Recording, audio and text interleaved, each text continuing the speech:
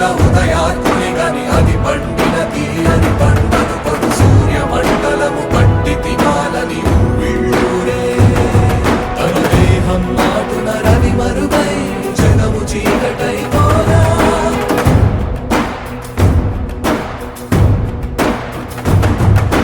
అది అమరేంద్రుడు గమనించి తన ఐరావతమధిరోహించి